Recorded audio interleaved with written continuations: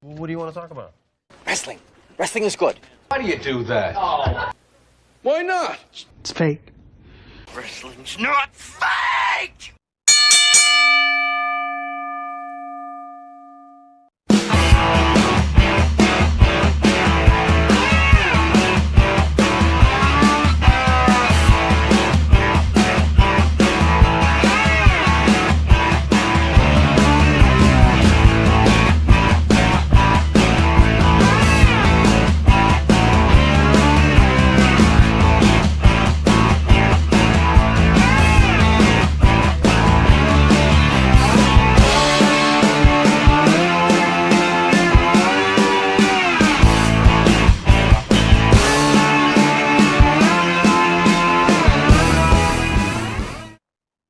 Hello, everybody. Ronald Ray here, your boy with a cornbread accent. Welcome you to this week's episode of Spot Show Livestream. Yes, it is Thursday night. It is Spot Show Livestream time. Appreciate everybody tuning in. If you're tuning in live, please join me in the chat. Leave a comment saying hello, how you doing? And I will say hello, how you doing? Or just leave a comment of whatever we talk about this evening. Excuse me. Let's see what else. Hey, if you want to join the replay, also leave a comment. Say, even just to say hello. Like seeing the hellos and seeing who's checking me out or checking the shows out. Not checking me out. If you're checking me out, you need to get your eyes checked, glasses fixed, probably a new contact lens prescription, and everything else. Let's see. Hello, Brenda Watson. See, that's what I do. You say hello, I say hello back, and that's or just leave a comment, like I said, about anything we talk about this evening. Also, let's see. As you sort of seen in the before my little intro, we have lost a legend this week. Sika the Wild Samoan, or Sika Onoya, I believe that's his name. More famous being a tag team with his brother Alpha as the Wild Samoans. Also, he was the father of Rosie, and of course, the father of the head of the table, the tribal chief Roman Reigns. Let's see, what does it say here? He held the WWF tag team titles with his brother Alpha three different occasions. Also held Miss South tag team champion, Georgia National Tag Team Champion. You name it, wherever they went, they held those belts. Even Mid-American Tag Team Champions. Let's see. He actually was a dock worker before he joined his brother in professional wrestling. Was trained by Alpha and Kurt Von Steger. Debuting in Stampede Wrestling. Later on in his career, Alpha went kind of semi-retirement, and he started teaming with Kamala, the Ugandan Giant. Trying to think. Wait a minute. Trying to figure out what. I can't think of his name right now, but it was managed by Mr. Fuji, and of course the handler Kim Chi. Also the Chosen One. He was also managed by him. Hello, how you doing? Hello, Joe King. How are you doing? But yeah, he was teamed with Kamala. Also went to the Continental Wrestling Federation, formerly known as Continental Championship Wrestling. The team with his nephew Kokina. Kokina, of course, was Yokozuna. Hello, Karen Poole. See, that's how I do. But yeah, he passed away this past week at the age of 79. Definitely a legend. Like I said, big time wrestling, tag team champions there. AWA Southern Tag Team Champions, Memphis, with Alpha. Georgia National Tag Team Champions, Gulf Coast Tag Team Champions, IWA Tag Team Champions, NWA Canadian Tag Team Champions. Gosh, Stampede Tag Team Champions, of course. World Wrestling Council, Puerto Rico, North American Tag Team Champions as well. So, thoughts and prayers go out to the Noya family. Um, uh, Roman Reigns had a heartfelt tribute, as did Jey Uso. You can go back and check those out. Very influential family. Very um, mean look at that. I mean, like I said, I caught the tail end of probably Office career. I've probably seen like one or two matches with them together, and let me tell you, to a small child, they were some pretty scary dudes. Eating live fish and stuff like that. See, that's what pro wrestling needs sometimes. Those savage type characters, you know. Somebody will strike fear. Um, I was actually thinking about it the other day. I think the last character that actually struck fear, and especially young fans, was The Undertaker. I don't know if anybody remembers The Undertaker's debut, which was kind of funny to me because I've done see him as, you know, Master of Pain, Punisher, me, Mark Callis, you name it. So I already knew who The Undertaker was. But apparently the WWF fans, especially the kids, didn't know what a Mark Calloway was, or Mark Callis, or a Master of Pain, or a Punisher was.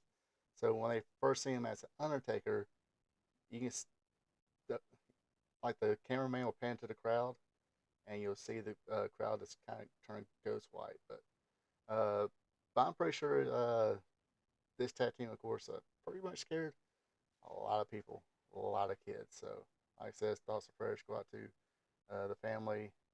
May he rest in peace. Let's see. Now to get on to other things here. Uh, Rhea Ripley looks like rumor has it she might be returning. Maybe let's see. Let's read the story here. WWE superstar Rhea Ripley, who has been sidelined since April due to a shoulder injury, could be returning to the company soon. Uh, Ripley was forced to relinquish the Women's World Championship after the injury, which was caused by current champion Liv Morgan. Despite her absence, Ripley has remained part of the ongoing storylines, particularly Morgan's feud or maybe romance with Dominic Mysterio. According to the Fightful Select, WWE has prepared certain storylines to allow Ripley to seamlessly re-enter the fray whenever she's ready. This flexibility extends to non-wrestling role if necessary. The report also suggests that Ripley's return program might not involve the women's world title picture to begin with. This is due to creative decisions made during Ripley's absence. There is hope within the WWF to have Ripley return before or during SummerSlam, the company's biggest show of the year. While an in-ring return at SummerSlam seems unlikely, WWE is aiming for Ripley's presence at events in some capacity. So she might not be wrestling, but hey, they've done proven they can prove they can don't need both competitors, you know, wrestling in the ring. If they're good on the stick, they can have probably one of the most interesting programs. CM Punk, uh, Drew Drew McIntyre has proved it. Excuse me, I'll spell that one day. That feud, nothing but might work, but has probably the highest interest of anything right now. Speaking of Rhea Ripley, guys, and some of you ladies, I know it's going to break a lot of hearts here, but she is officially off the market. Uh, Rhea Ripley, 27, and Buddy Matthews, 35, have officially said I do. They are husband and wife now. The couple who went public with their relationship in 2022 announced their engagement last August. Both Ripley and Matthews hail from Australia. Currently, Ripley is sidelined due to, shoulder injury, which led to her vacating the title. But yes, I believe they got married, I guess, over the weekend. So, like I said, it's heartbreaking. Like we had a chance to begin with. I mean, come on. Uh, But yes, she is officially off the market now. She's married. So uh, good luck to that couple. Hopefully, may their firstborn be a masculine one, as the movie says. Hey, if you remember where that movie came from, let me know in the chat, or where that quote, what movie that quote came from. Let me know in the chat or the comments. Shouldn't be that hard. I think everybody's seen that movie. Yes, congratulations to them. See, Brendan Watson says, congratulations, you two. I want this to have any influence of Buddy Murphy coming back to the WWE. They seem to have been made it work, them working at separate companies, so we definitely shall see if he comes back. Him and Malachi Black, they're both their better halves are in the WWE right now, so uh, I'd like to see him come back to WWE. Not sure how what to do with him. Maybe be another counterpart to the Wyatt Six, but um, definitely figure how that will go. Let's see. This might be a long article here, but let's talk about Raw on Netflix since it kind of made the news this week. Kind of. Recently, Triple H appeared on a Pat McAfee show to promote that this Monday's Raw discussed several key industry topics. One highlight of the conversation was the WWE's upcoming move to Netflix in 2025. Triple H emphasized how the shift will free WWE from the censorship constraints they currently face on cable networks like Fox and USA. So, in other words, uh, when a crowd says holy shit," you'll hear him say holy shit. Or if you effed up, that means you'll hear the crowd go, you effed up. Let's see. Quote here: "We spend large chunks of our time every day when we're not thinking about the business at hand now. We're thinking about those moments. In the fall, as the shows shift around, and then once we get to Netflix, Netflix is a completely different animal. It's a streaming service. How are how are commercials going to work? How are breaks going to work? What's the length of the time? What are the restrictions and non-restrictions being on Fox? Being on Fox, if the crowd chants holy shit or something worse, they take the audio out. Sometimes they take the picture and audio out and it's black screen. The Rock comes in and you can tell what the Rock to do. He does what he does. We don't have those issues with Netflix. The ability to be live globally and be seen everywhere is a game-changing moment. In many ways, that's sort of where the world is heading. Streaming services. The NFL is sticking its toe in the water. NBA, every sport. It's why this Netflix deal for us is so game-changing, and everyone is going to be watching us in January, especially other sports from the business side. They're going to be watching to see what we do, what we do differently, and how it's received. WWE will conclude its run on USA Network later this year. However, the SmackDown brand will continue to air on USA starting this fall, with the WWE's third brand, NXT, moving to CW around the same time. You can check out Triple H's full appearance on the Pat McAfee show. It's on YouTube. Go check it out. But yep. So and yes, you can get Netflix at a cheaper rate, but you have to watch commercials. And I've done went through a spiel about how I especially hate watching movies. Then they have those commercial breaks. So so it's good.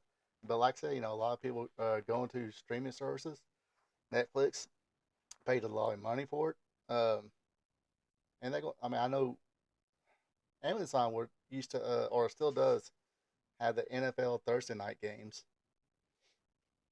I know they've done soccer. I think major. I don't know if Major League Soccer or not. I'm not. I think they show like Manchester United games, not Atlanta United games. Don't get me started on that rant. That's a different rant altogether. Like I said, only thing I know about the Major League Soccer MLS is like you got 3 or 4 teams that call themselves United. So, like I said, I won't start that rant. And more WWE news, in case you're not sick of it yet. Indianapolis, Indiana, Lucas Oil Stadium is going to be holding not only the 2025 Royal Rumble, they're also going to be holding a SummerSlam and a WrestleMania. Not sure if it's all going to be the same year, uh, but they announced the other day that a multi-year partnership with Indiana Sports. This exciting collaboration will bring the crown jewels of professional wrestling, WrestleMania, SummerSlam, and the Royal Rumble in the coming year. So probably Royal Rumble 2025, year or two after that, probably SummerSlam, then WrestleMania. The partnership kicks off Royal Rumble on February 1st, 2025, electrifying the Lucas Oil Stadium crowd. Fans can expect to witness the legendary Royal Rumble match where 30 wrestlers vie for a coveted spot at the main event at WrestleMania. This partnership promises to be a win-win for both the WWE and Indiana. The Hoosier State will thrust it into the spotlight in the wrestling world, while WWE brings its larger-than-life spectacle passionate Indiana fans. Stay tuned for more announcements regarding WrestleMania and SummerSlam dates at Lucas Oil Field.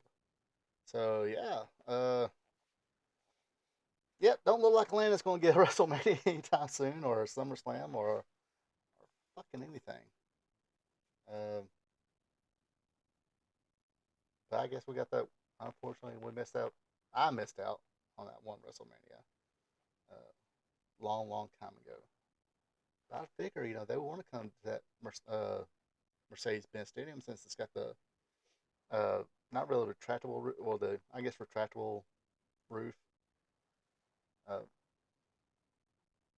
or fold-out roof, or you want to call it. Well, it doesn't fold out. This kind of, it's like one section goes this way, one section goes that way, the other section goes this way, and that whatever. It actually looks pretty cool. If you've ever been to a game or anything and seen it open up, or seen a video when they were about to open up the facility at Mercedes-Benz Stadium in Atlanta, I think there's plenty of videos where they show it's actually opened up. It looks pretty flippin' cool, if you ask me. Looks swell.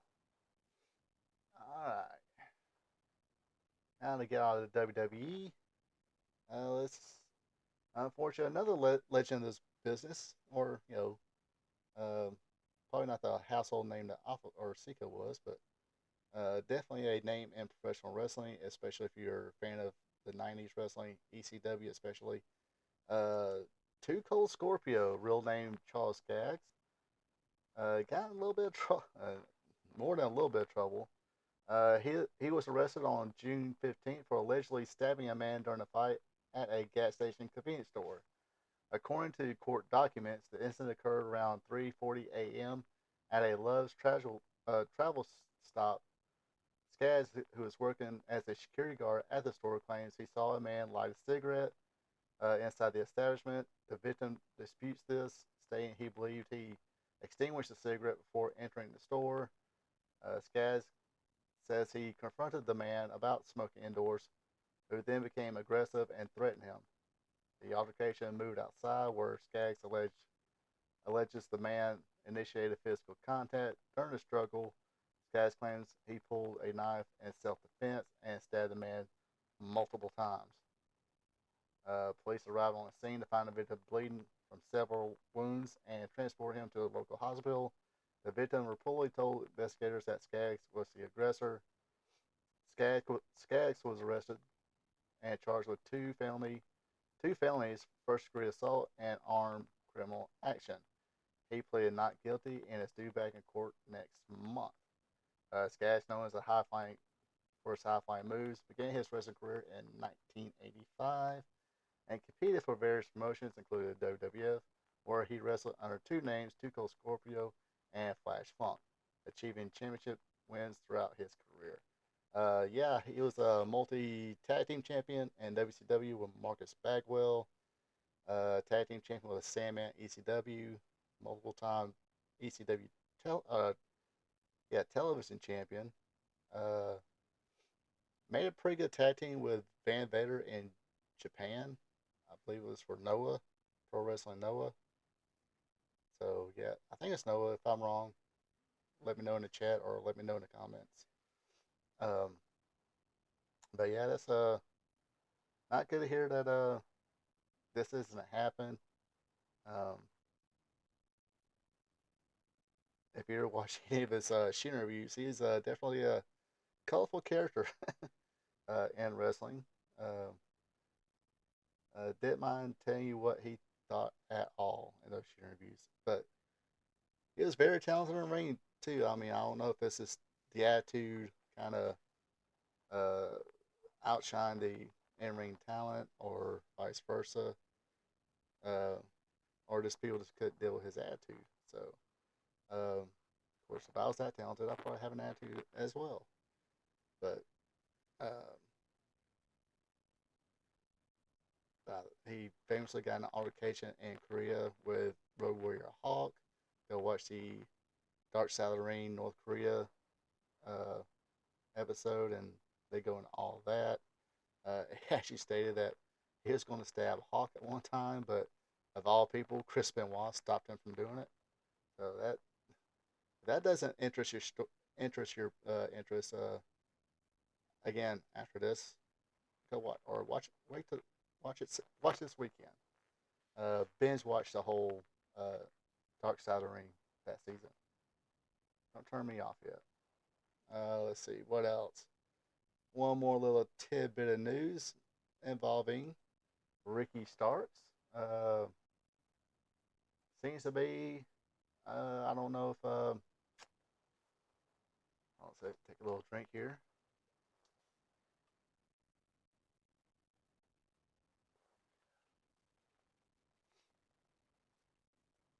Could be. Again, I don't have. This is one of those stories, of course, I have none of the answers for. I'm just reading it, so take it as I get it from the internet. So, leave it at that. But last month, Ricky Starks told WhatCulture.com that he doesn't know why he's not on AEW television and said things are out of his control. Starks' tag team partner, Big Bill, is now aligned with the Learning Tree Chris Jericho. The latest from Wrestling Observer newsletter, Dave Meltzer, noted at one point there was a plan to have Big Bill turn on Starks to make him a babyface, but it didn't happen. That didn't end up happening. One report was that it was his decision, but the only thing is that it didn't happen. Fightful provided more details regarding the creative pitch for Starks. Starks allegedly didn't think that Bill losing a feud to him would be beneficial to Bill, and believed it was best to have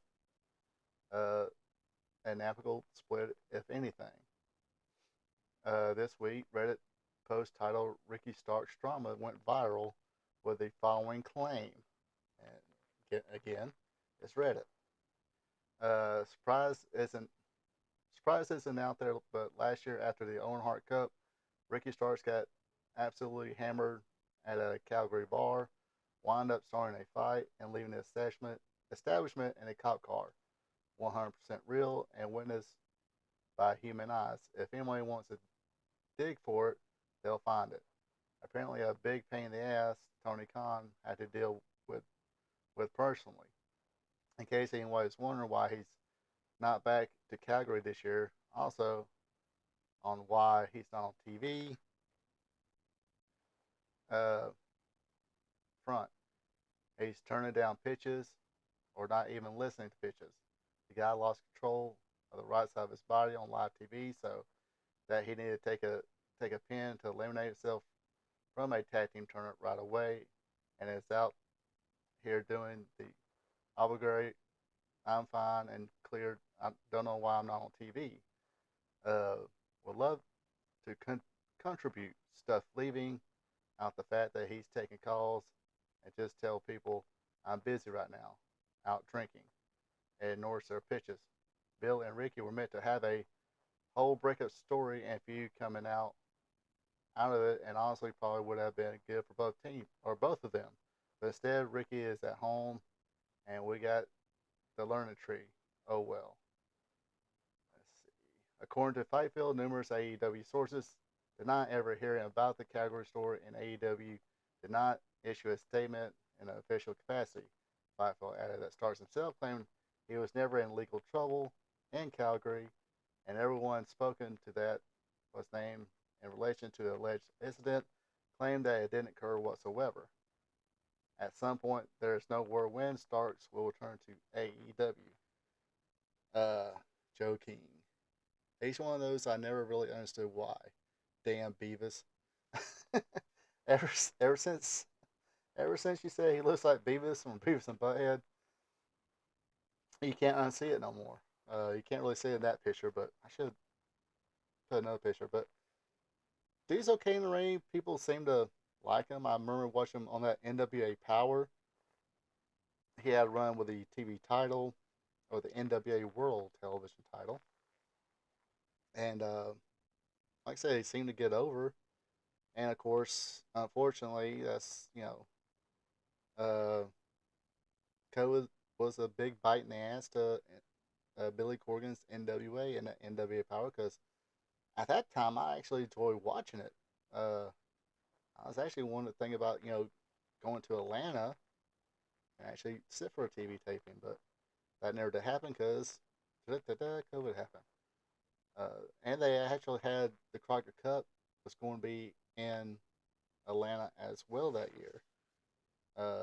College Park though, but so I was kind of a little iffy on that one.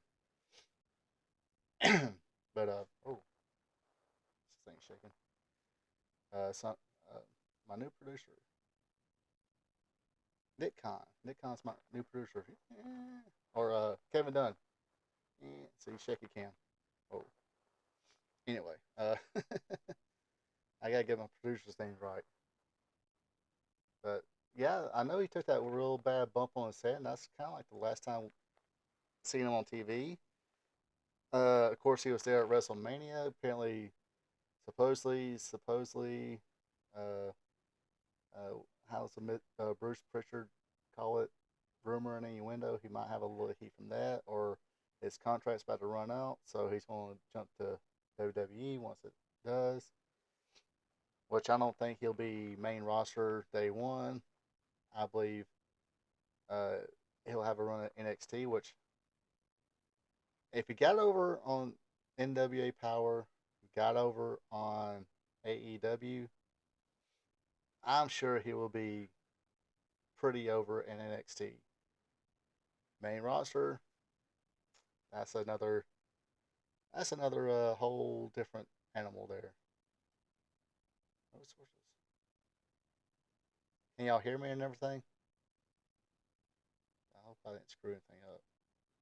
Okay, according to this, y'all can hear me. Probably not see me. Oh well. Y'all don't need to see me that much. Alright. So we did get, see, I'm trying to chill a little bit for AEW. I did a bunch of WWE news. Put a little spark on, or put a little spotlight, put a little shine on AEW. Because I got my AEW hat. Don't have an AEW T-shirt. It's just a regular T-shirt. Okay, can't pull it up too far. I don't. Nobody wants to see that shit. So anyway, now I'm done babbling. Let's get into some Forbidden Door pay-per-view predictions here. And of course, Forbidden Door is this Sunday. It's featuring the international stars and New Japan Pro Wrestling and AEW colliding face to face. He might have been an extra. Joe King just asked the question, wasn't he in WWE before NXT or something? He might have done like extra work or maybe, you know, TV job guy or enhancement talent. I don't that mean you stop job guy, but maybe an enhancement talent, but never a character. He might have been in NXT before. I don't think so. I could be wrong. I think he wrestled in Cornelia. I think I definitely see him wrestle in Cornelia for Anarchy Wrestling. But the first place I really did see him was again NWA Power. That was on YouTube. Still on YouTube. I haven't watched that in such a long time. I think last time I watched it, the Impaler, whatever its name is, she's a TV champion now. Speaking of Anarchy Wrestling, uh, Tom Lattimore and uh, Aaron Stevens, they will be at the Royston Dome in Royston, Georgia, July 27th. July 27th, I think it was. So yes, that promoter's spending some money.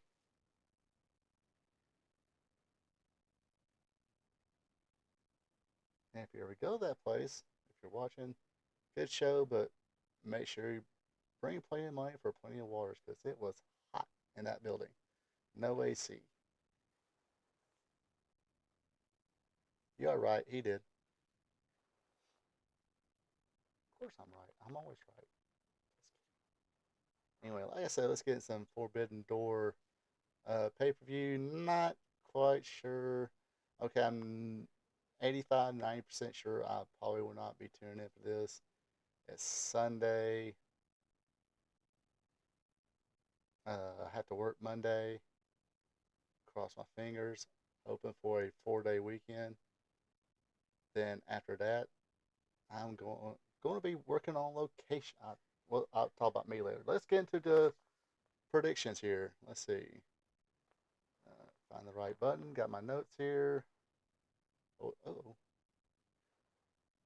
Ah, crapola.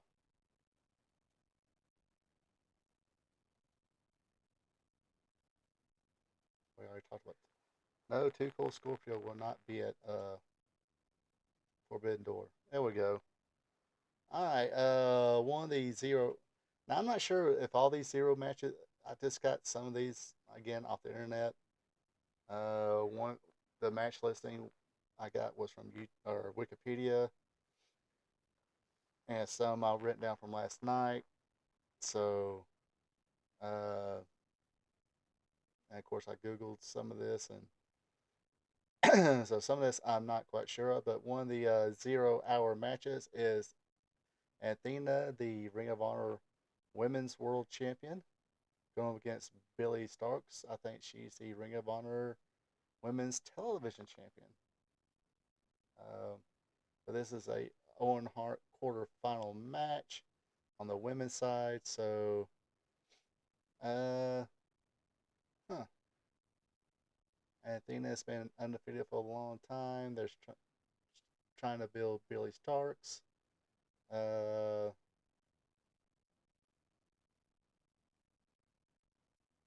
so whatever makes sense here, they're not going to do. Uh, I've seen Billy Starks wrestle once. She's okay.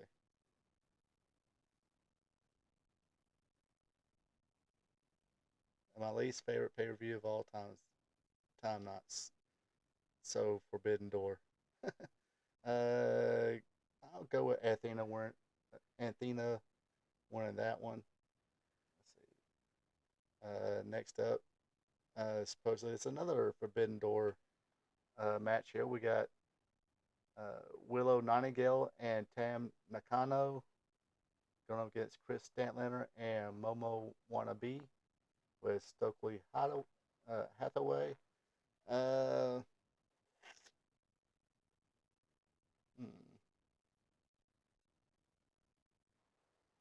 we'll go with Chris Statlander and Momo Wannabe have Stokely interfere. Chris Statlander just began her heel run. It's a tag team match, so Tam Nakano will probably eat the pin. So nothing wrong with that. Kind of protects Willow Nightingale. Kind of build them up for a singles match down the road. Of course, that's what I think makes sense. But I'm not the one, taking stuff and throwing them against the wall, see if it works. Let's see. All right, now this might be a good match here.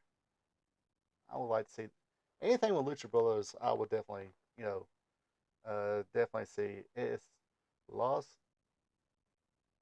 Ingobernables de Japón.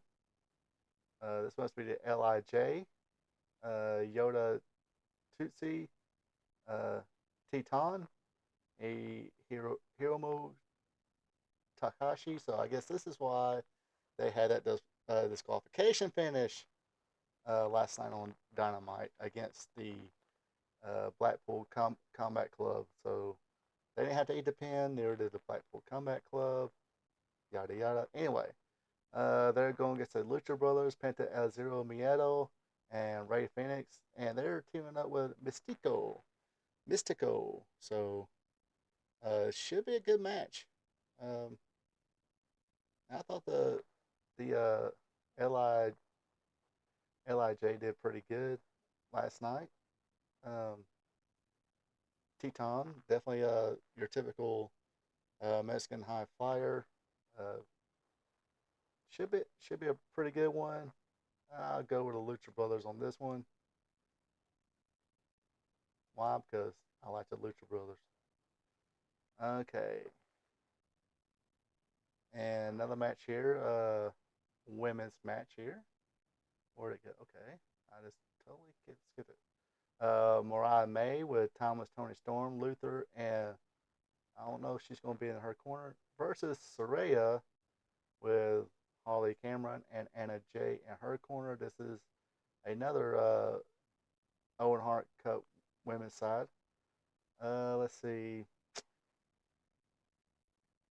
This is the most Saraya's wrestled in a long time.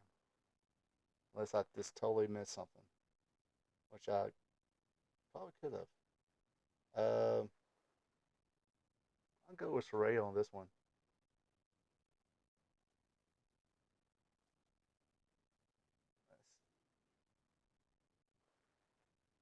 Next up is now I don't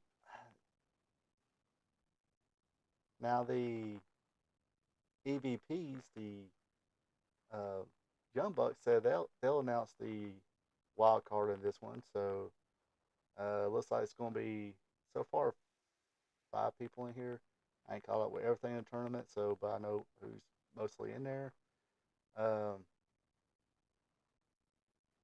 So if I'm wrong about any of these things, 4 of these people I know, but the last 2 I just not sure of, unless somebody messed up here.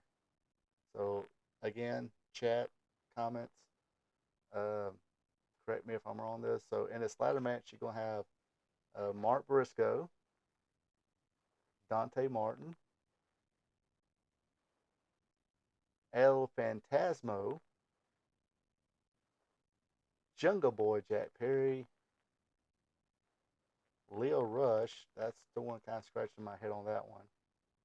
And Kosuke Takishna. I've got it right that time. Takishna. I think it's no secret they're gonna give this one to Jungle Boy Jack Perry.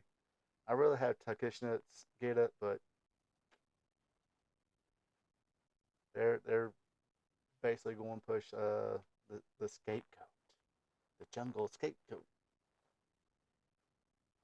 Dylan's baby boy. Let's see. And for the AEW Women's World Championship, they're going to have Timeless Tony Storm against Mina Sirikawa. I'm still going with the champ on this one. I think Tony Storm's going to keep this one.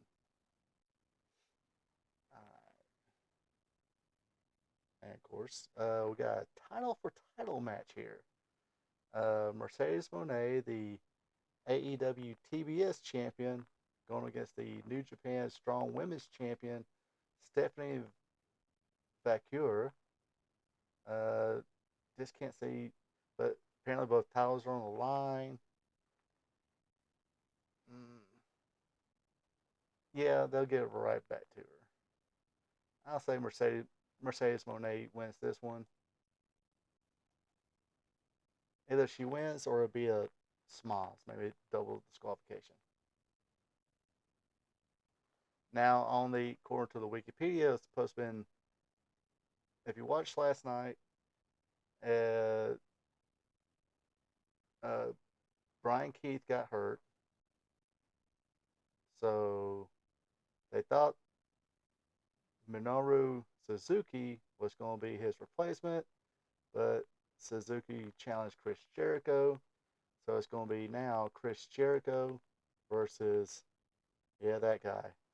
Minoru Suzuki for the world FTW championship. I go with a Lauren Tree on this one, Chris Jericho.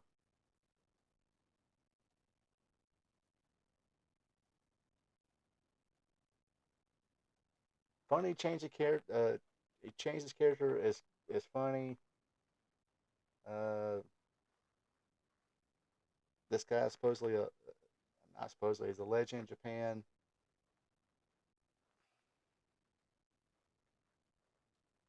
I think didn't watch much of him in Japan, so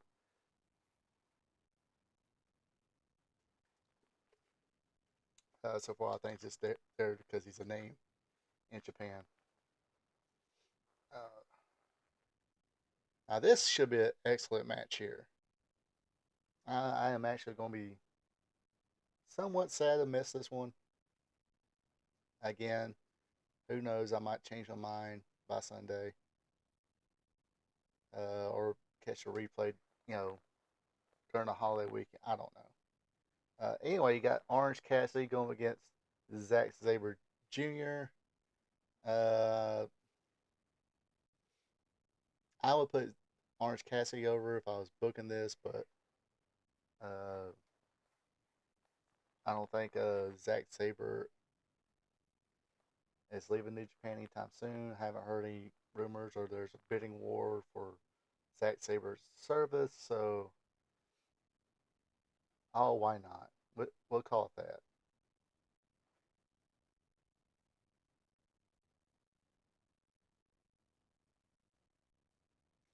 Yeah, see this. Yeah, what Joe King said. See, this is why I can't watch these Forbidden Doors. Jericho versus some old ass Japanese guy. Uh, yeah, because I think it seemed like it was going to be Chris Jericho, Brian Keith, the Bounty Hunter. Uh, Still ain't figured that one out yet. Uh, and that Minoru Suzuki going against Samoa Joe, Hook, and Katsuri Shibata. That match I would want to see. Because I'm actually digging Samoa Joe with Hook and Shibata. Because it just seems a better fit. But and when I looked it up on Wikipedia, they actually said the Learning Tree, Chris Jericho, and Big Bill with Jeff Cobb, uh, or team with Jeff Cobb against Samoa Joe, Hook, and so that could still be the match. I don't know. It seemed to be that they were Suzuki. Again, I could be wrong. If I'm wrong, uh, correct me in the chat or correct me in the comments. But either way, Chris Jericho is going to be winning this one, winning that one. Uh, Zack Sabre Jr. and Orange Cassidy. But where did this guy come from? He came from Japan. Um, apparently he's a big legend in Japan. Hardcore style, I mean, stiff uh, gimmick, if you want to put it, say gimmick. Let's Google him up. Let me read about him right quick. I'm probably gonna butcher a lot of freaking names. Okay, the dude's 56 years old and looks every bit of 65. Let's see, a Japanese, currently working for New Japan Pro Wrestling, a former IWGP Intercontinental Champion, two-time never open weight champion, one-time IWGP Tag Team Champion, one-time never open weight. Good gosh, they got. I know where Tony Khan gets this love for having a bunch of belts. Now, never open weight 6-man champion, provisional KOPW champion, has appearance for Major League Wrestling, where he was a member of the Contra unit. Known as a co-founder of Pancas, one of the first mixed martial art organizations in the world. During the 90s, he was widely considered one of the best fighters in the world. So, dude's a legit badass. And was a second King of Pancras world champion. Returned to Peruso in 2003, where he became a perennial top contender for all Japanese heavyweight championships.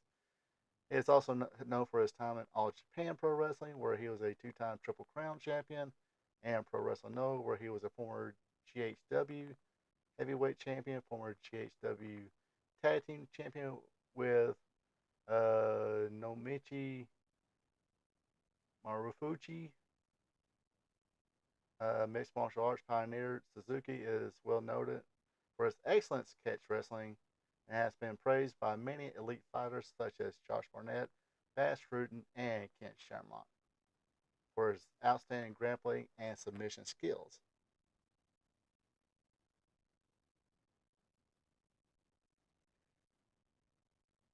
Do you uh, apparently this is going to be the AEW thing where multiple people is going to be infused with multiple other people. Like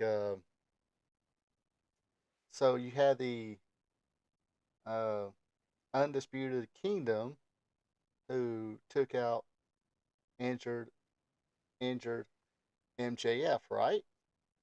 So he comes back on that one pay-per-view, kicks Adam Cole in the Webos, and I guess that's the end of that feud. Poof, gone.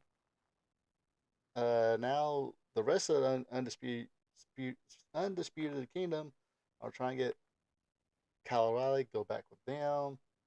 Let's see. So, I guess first major MJF feud was with Roosh, the Mad Bull. I think that's what they call him, the Mad Bull, whatever. Uh, Roosh. Uh, then I had this big match, not this past Thursday, but last Thursday, and MJF won. I guess that's in that feud. Now MJF on this pay per view is going up against Chikiro, which he's a Mexican guy. So, and he was kind of aligned with Brian, Brian Cage and uh, the Gates of Agony, in which that's when, like I said, week 4, and JF came down to help Daniel Garcia, who's been trying to call out the international champion Will Ospreay for an international championship match, but somehow he got tied up with the Brian Cage and Agony. The Agonies are the feats because that's all they do. They fucking lose. You might as well call them Gatorade Roll and the Mulkey Brothers at this point, which is sad because Brian Cage is pretty good and the the Gates of Agony is pretty fucking good too. Uh, like I said in my last and actually today's AEW Dynamite recap show, check it out. That I think the Gates of Agony is really good. Unfortunately, AEW is not really doing jack shit with them, and I don't think they'll be any better in WWE because they really don't know how to do tag teams. But anyway, they're tied up with a few. Oh yeah, by the way, Will Ospreay also has a, in case you didn't know, has a world title match this week, in which he came out and said, "Hey." Oh, of course, last week, of course, you had the face off with MJF and Will Ospreay. So yes, that's the thing now. They're gonna have multiple feuds with multiple people, and if it didn't make sense then, it's definitely not freaking thing. It's gonna make sense now. It's just gonna be all over the place. We're just gonna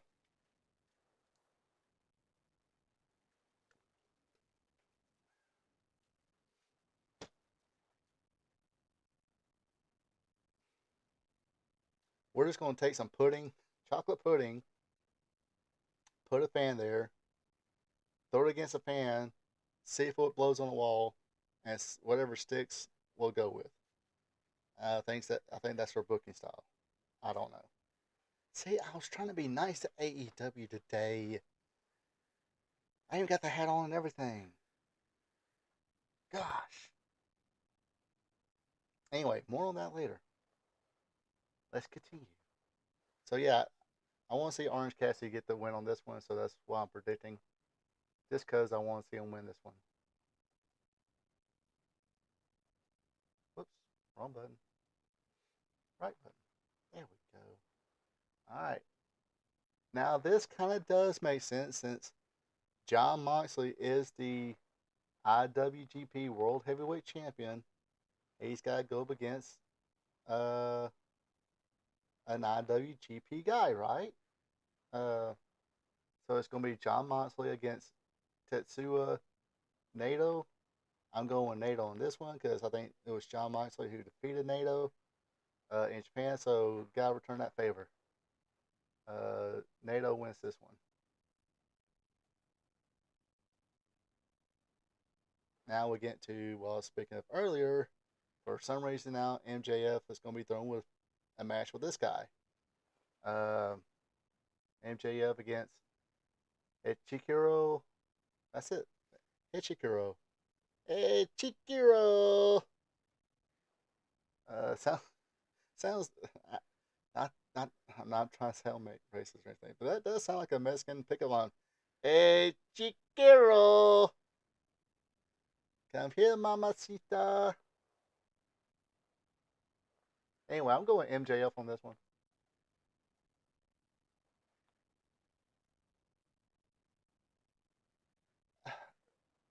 I guess. I mean, I'm sorry that Jericho Suzuki is not going to be a 5-star match. Uh,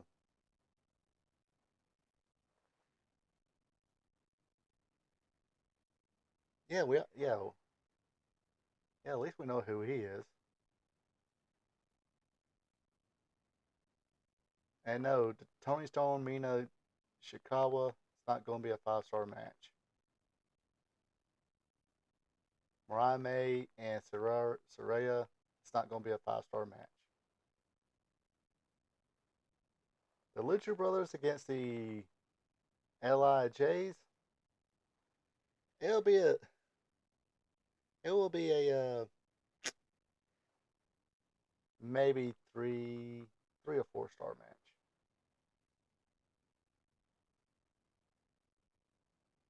So anyway, we got another trios match here. We got the Elite, Matthew Jackson, Nicholas Jackson, team with Kazuki Okada versus Anthony Bowens, Matt Casper, and Hiroshi Tanahashi. So Tanahashi, I do know. They from Japan. It's going okay, but it's not in the Tokyo Dome. Ah, ah. Okay, he does have his little heart on for AEW. So all these matches will be 4 stars or less, or 4 stars or more. So uh, I'm going with the Elite on this 6-man tag.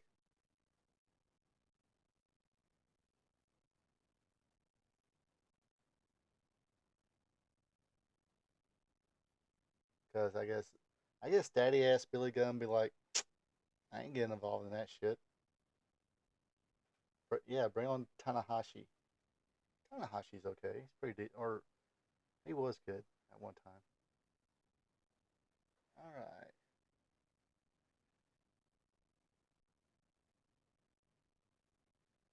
Yes, 6 star. Yes, because it's gonna be Okada and Tanahashi. 6 or 7 stars right there.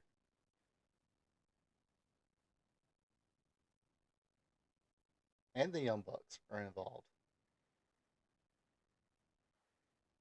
So yeah, it might be just 6 stars. All right. And now we also got Brian and part of the Owen Hart Foundation tournament.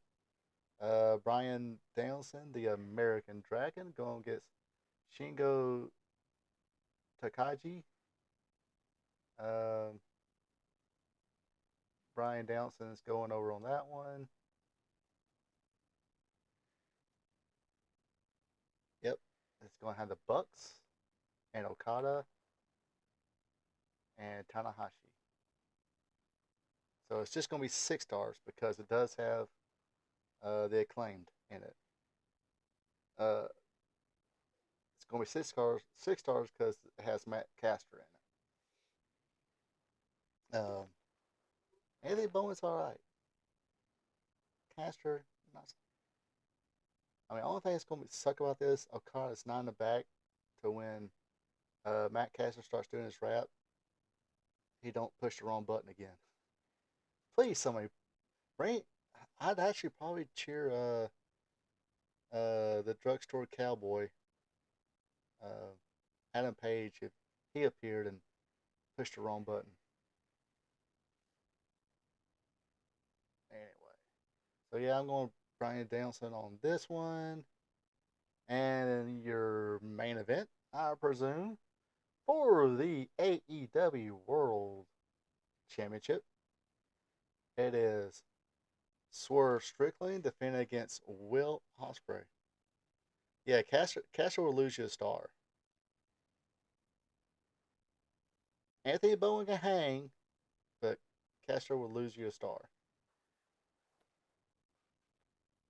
Unfortunately. But I have a feeling that may, but maybe Caster would get the Rainmaker clothesline and he'll take the fall, but doubtful. Not sure here. But yes, main event Swerve Strickland versus Will Ospreay. I will be very, very, very much surprised if Will Ospreay didn't win. I'll be somewhat pleasantly surprised, or if he doesn't, because I rather them keep it on Swerve. He's their guy. He's their star. He kind of, in their own special way, built him up. But um, but I just don't see them going to Wembley, bruv, and London, England, bruv, and Will Ospreay not being that main event, not being the champion. Because supposedly whoever wins the Owen Hart tournament gets the shot at the AEW World Championship at All In and Wembley Stadium. Will Ospreay obviously is not in that tournament. Brandon Danielson is. I don't see Brandon Danielson maybe losing that tournament. So I think they're going to give the people at All In what they want. Time for presidential debate. Fuck that fake ass shit. Oh, you gonna have the guy who craps himself against a WWE Hall of Famer.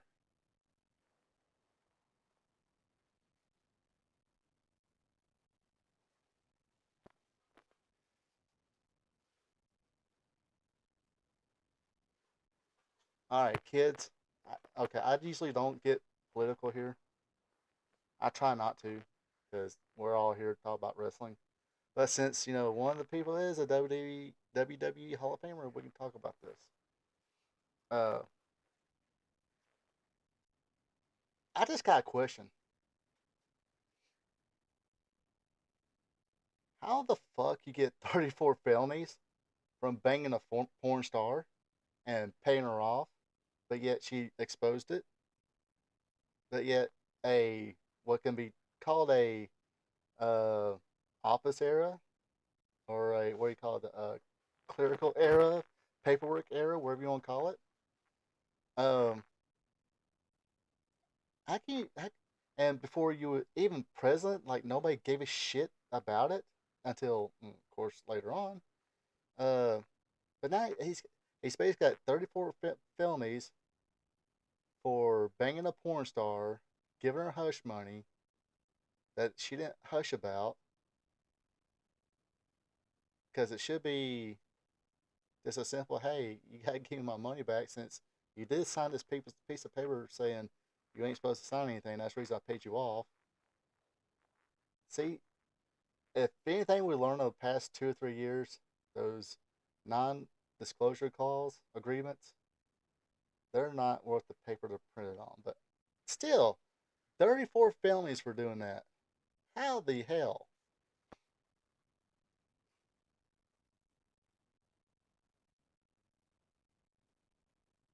And I mean, and like I said, I don't mean to sound political here, but I was kind of on the whole uh, against the whole Bill Clinton impeachment thing. Uh, okay, he lied to Congress, but he lied about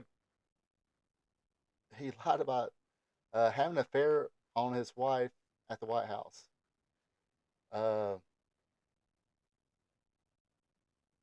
and I think there was he was actually the governor of Arkansas or something like that when he paid off some woman to shut up, but she didn't shut up. And at least he was governor of freaking Arkansas, running for president when that came about. But nobody gave a shit.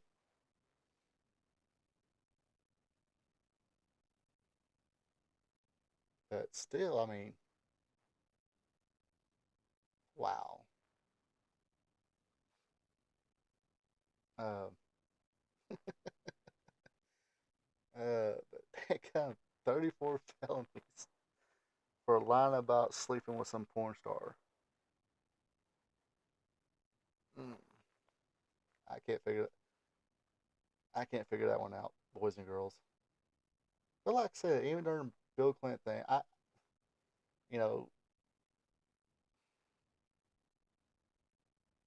okay, I've never been married, but when I have relationships with, monogamous relationships, I kept them monogamous or whatever. But still, uh, I can understand guys not, especially in the public eye, going, I did not have sexual relations with that woman, and lying about it because he didn't want his wife to find out or everybody else to find out. But everybody did find out when he had a.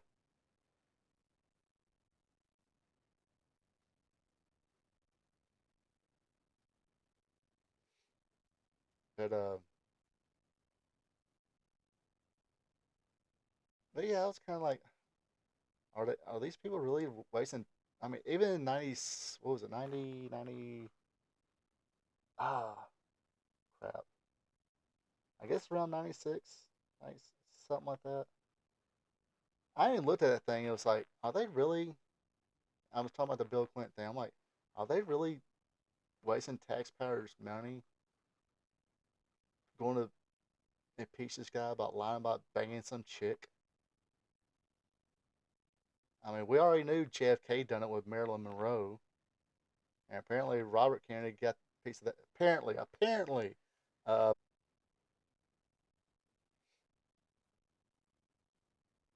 no, they've heard Hillary's. Well, yeah, they looked at Hillary and heard her speak and understood.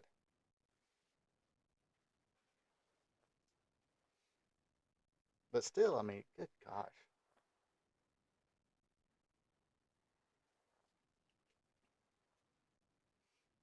Anyway, back to wrestling. Back to important stuff. Back to the real world of professional wrestling. The good shit. So yeah, like I said, just don't. I'll be very. I'll be somewhat pleasant. I'll be pleasantly surprised if Strickland does defeat Osprey, but I just don't see it happening. Uh, I guess that will put Strickland back in. Um, back on Collision or uh, well, heck, sometimes it's been first match as the champion, but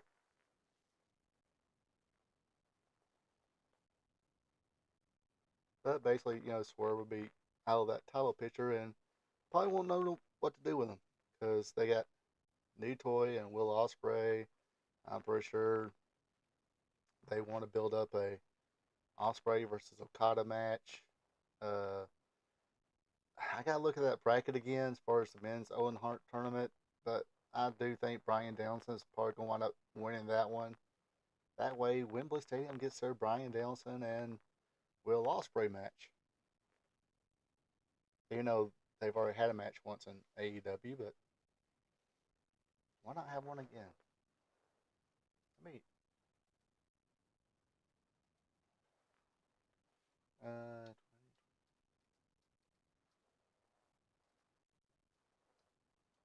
you stupid thing.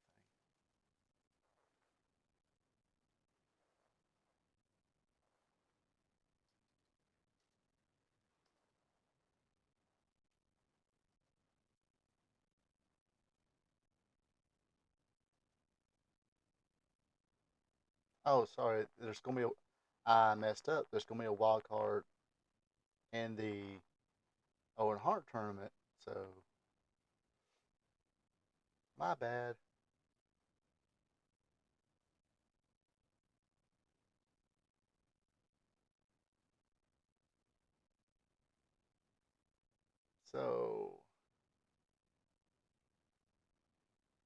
So right now we have.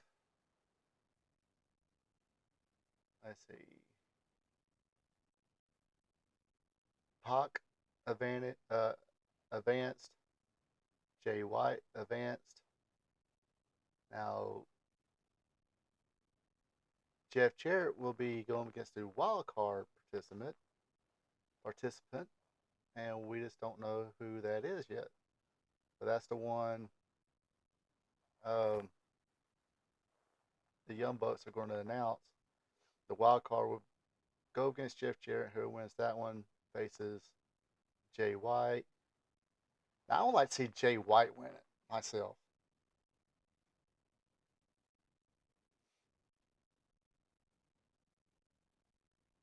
Um,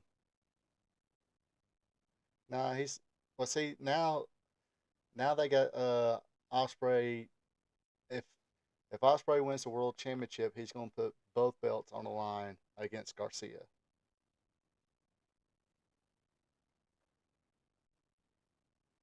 So that tells you right there, Garcia's not going to win it. Osprey's not going to lose two matches in a row. So poor Garcia.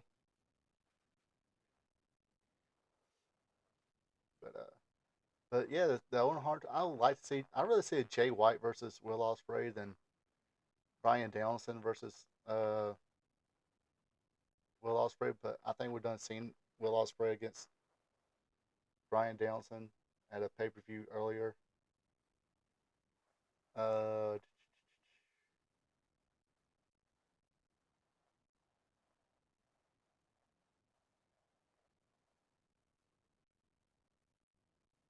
so, and it depends on who their wild card entrant is as well. Might be a nobody, might be a somebody. But now on the women's side, let's see. Willow Nightingale advance, Chris Statlander advance.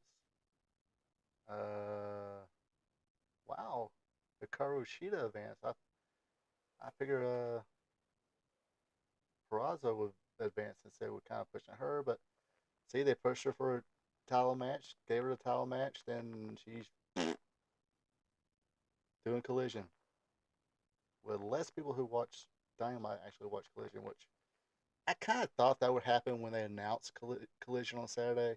It's just even wrestling fans, you got most of your indie show, especially die-hard wrestling fans. They gonna go out and watch their indie shows, even though they might have DVR and stuff like that.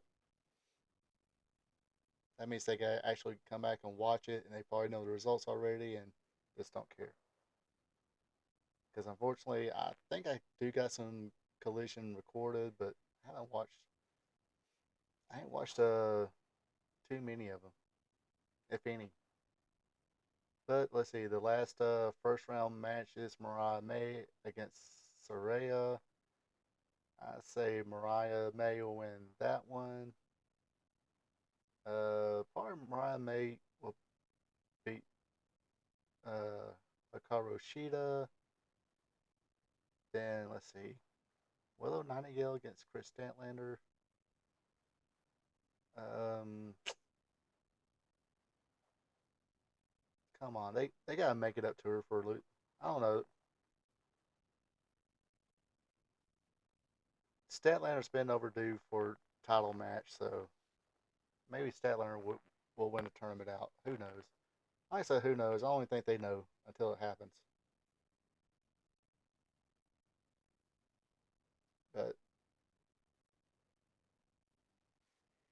But yeah, like I said, it will be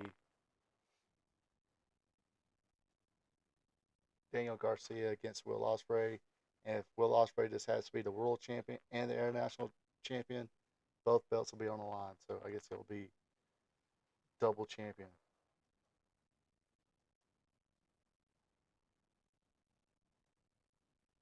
Not sure why they would do stuff like that. What am I looking for?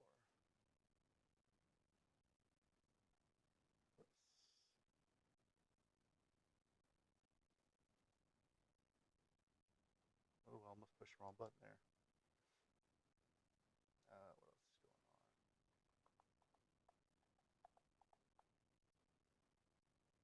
going on? Apparently, speaking of AEW, Tony Khan provides an update on Britt Baker's return to AEW. Let me read what this says. Oh my god, he's a goofy looking guy. Earlier today, AEW President Tony Khan held a media call to promote this Sunday's Forbidden Door pay-per-view in Long Island. During the conversation, Khan was asked about the status of former women's champion Britt Baker, who has been out of action since, wow, September 2020, almost a year now. Here's what Khan had to say. I'm really excited about Britt Baker being close to ready to return to AEW. She's been out with an injury and was not cleared to wrestle. I do expect that sometime soon she could return. I would absolutely love that. I'm very excited about getting all of our top stars back. It's been great having MJF back. So many top stars have been away. It's going to feel amazing when we have great stars. Britt Baker is a great example. It would be great to have the Doctor back in AEW. So many others, great former champions, including Jamie Hayter, Kenny Omega, Adam Cole, and many other great wrestlers we can't wait to have back here at AEW. For me, I know the I know that Dr. Britt Baker and fans all over the world will be excited to see her return. I'm glad she's going to be cleared to return very soon. Baker is an AEW original and has been with the promotion since the launch back in 2019. Are you excited about the prospect of uh, Dr. Britt Baker, DMD, returning? Share your thoughts in the comments. Um, and it sounds pretty much the same answer Tony Khan always gives. I'm excited for this person to return very, very soon. I'm very excited and thrilled to return to this city. I'm exactly excited. Maybe we'll have a pay-per-view in this city one day.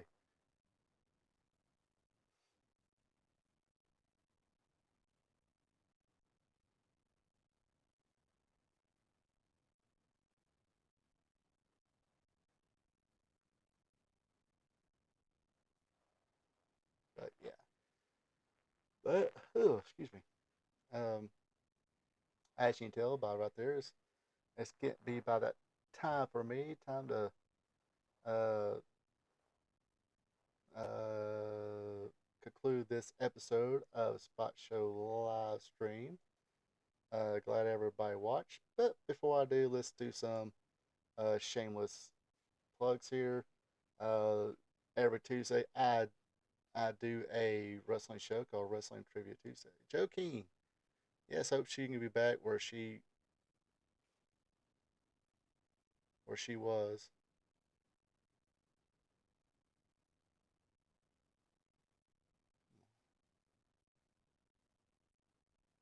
Yeah,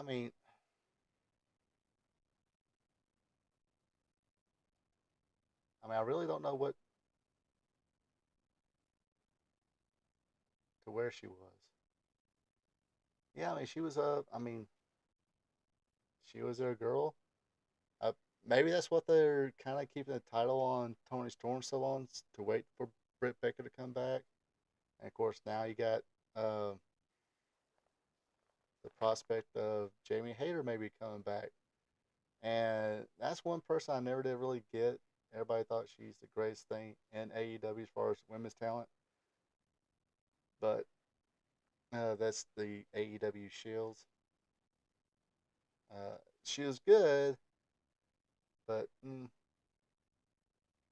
she was she was okay. So anyway, back to my shameless plugs here. Yes, I host a wrestling tribute show. It's called Wrestling Trivia Tuesday, where I ask 5 questions all dealing with the sport of professional wrestling.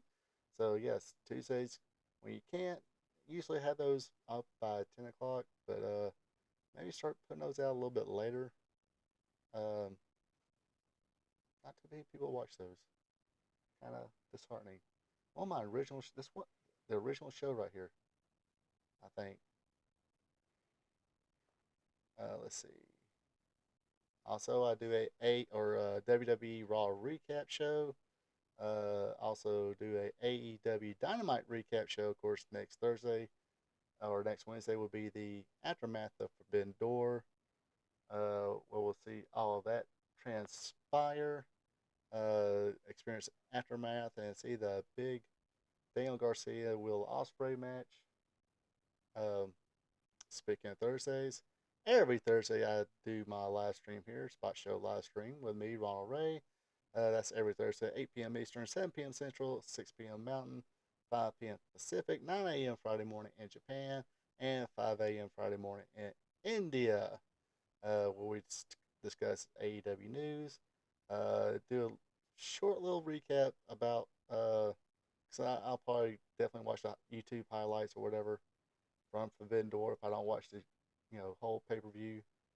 And if I do watch a whole pay per view, I probably will not do a video on it because I probably won't watch the video till uh, probably next Thursday or next Wednesday maybe. It's supposed to be, knock on wood, off Thursday, Friday, and Saturday and Sunday of next week. Because you know come July 8th, I'll be on the road going to Lake Park, Georgia. So yes, all these shows after July 8th, or at least the recap shows and the probably this show as well will be done on location in a hotel room in Lake Park, Georgia. Of course, we discussed most of the current stuff, AEW, WWE news. Yes, I know I need to quit. I quit ignoring NWA maybe and TNA, but maybe I get over that and kind of talk about those two. I'm sorry, I just don't keep up with it much. That's totally on me. That's totally my fault. But anyway, but if today's wrestling is not your thing, every Friday night we go back in time when wrestling was wrestling. Wrestling was real. If you didn't like it, you probably had. If you said it was fake, a wrestler would slap the piss out of you. Yes, that's in the good old days. We talk about Wrestling Gold Friday night, 8 p.m. Eastern, 7 p.m. Central, 6 p.m. Mountain, 5 p.m. Pacific, 9 a.m. Saturday morning in Japan, and 5 a.m. Saturday morning in India. Speaking of the show and speaking about, okay, let's go ahead and plug this Friday show. This Friday show, of course, it'll be on its regular time, 8 o'clock. Uh, I'll discuss uh, today in wrestling history. Also, we'll be watching some Florida Championship Wrestling. And last week I tried it and failed miserably. It didn't take even a day for YouTube to keep plugging me with uh, copyright stuff. So we're gonna do like we did the week before with what was it? With a world class episode. I'll just share a link. Then we'll do the countdown: 5, 4, 3, 2, 1. Each push, everybody push play at the same time, and do that watch along, kind of like Tony Schiavone used to do on What Happened When podcast. So that's the way we're gonna do it. Like I said, that following day, it wasn't even lunchtime. I think when I got even for the Bruce Springsteen song "Born in the USA," I got pinged for that and everything else. So not gonna try that again. Gonna do it way we did for world class. But this week we'll be doing Florida Championship Wrestling. Ain't picked out an episode yet, but probably won't let you know like last week, like the day of the show. But definitely gonna try and keep it where Dusty Rhodes was in it. Um, cause gotta have the dream, baby. Gotta have the dream, baby. I mean, I like to do 86 or something like that, where you had the Lex Luger and Barry Windham and Kendall Windham, Blackjack Mulligan, Kevin Sullivan, uh, eating everybody's soul, pretty much. Anyway, so I'm trying to keep it between 82, 84, back when Dusty was there, and Kevin Sullivan, whoever's there, back in that era. But now that's that way. As far as after July 8th, depending on what their schedule is, uh, if I can get back here, and I probably will have as much as I can set up as I can, then do the final setup. Uh, if I can start putting the final setup at 7 o'clock on Fridays, the time will not change. Now I'll let you know, like I said, depending on what that schedule is, because it's going to be a 4 hour ride. Now, there might be a chance where they might work Saturdays, in which it's going to be the regular time, so we'll be on location in Lake Park, Georgia. Um, but if I can get back at here, like I said, around 6:37, and do that my final little setup, then it'll be on the regular time. But if it's might be an hour later, might be between 8 9 o'clock. Uh, keep it at that. Um, as especially to keep it to live or because I really like doing the live streams. Uh, Live streams are pretty fun because I can go on a tangent and just be open-ended, and it's recording or whatever, and whatever's going out is going out. Even my gibberish bullshit, like that, like I just did. Um, but anyway, yes, that's uh, like I said, I will try to get back here by 7. That way, uh, I can, or if I can start doing my final prep setup at 7 o'clock, then it'll still be at 8 o'clock. Uh, but if something happens, I can't be here, or if I'm still stuck there, if I'm still stuck there, of course, it'll still be at 8 o'clock. No big deal. I think it's like a 4 or 5 hour drive from Lake Park, Georgia, to where I live, because it's like within 5 miles of the Florida state line. Uh, but it'll be for a tractor supply store. Uh, but then after that one, I'm going back to South Carolina. Actually, be Duncan, South Carolina, which I definitely, once I start that job, I'll definitely be back here full time to get everything prepped and ready to be, wrestling goals Friday night be 8 o'clock slot, no problem. But maybe if I can get you know a 1,000 views here and stuff like that, and get monetized here and start making good money at this, I ain't gotta worry about that shit because I'll always be here. Come on, people, help me out here. Oh yeah, speaking of tomorrow night, also, uh, I will share a cooking tip. Remind me, cooking tip tomorrow for uh, Wrestling Gold Friday night. Not we're gonna talk old school wrestling. We're gonna watch some old school wrestling video show, and I'm gonna give you a cooking tip. Can't ask for no more, right? Anyway, like I said, that does it for me for this evening. Hopefully, everybody has a good Friday tomorrow, day before the weekend. Uh, God, I love that movie. Anyway, uh, anyway, you folks have a good one and take it easy. Hey there, thank you for checking this out. If you enjoyed it, share with friends, drop a like button, leave a comment also button. Check me out on social media, Facebook at Ronald Ray, on X or Twitter is RPATRPTV46. Until next time. So long from the peach state of Georgia.